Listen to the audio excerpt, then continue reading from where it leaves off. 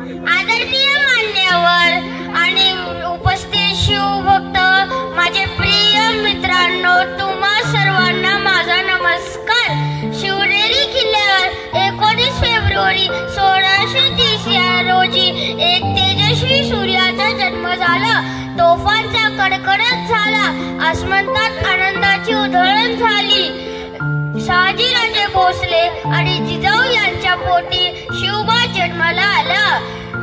माता जिजाऊंनी शिवबांवर लहानपणापासून उत्तम संस्कार करून एक आदर्श व्यक्तिमत्व घडवले.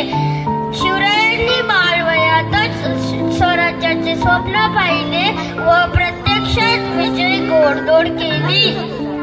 तानाजी, सूर्याजी, बाजीप्रभू, जीवा मारला असे जीवाला जीव देणारे मावळे तयार केले. अवघ्या कुटुंबार मावळ्यांना घेऊन ज्यांनी अबाल शौर्य गाजवले ते राजे म्हणजे छत्रपती शिवाजी राजे होय. शिवाजी महाराज हे फक्त एक राजे नव्हते तर एक युग पुरुष होते. त्यांनी प्रजेवर अन्याय करणाऱ्यांचा चोख बंदोबस्त केला. सर्व धर्म समभाव, स्त्रियांप्रती आदर या न्यायाने ते वागले.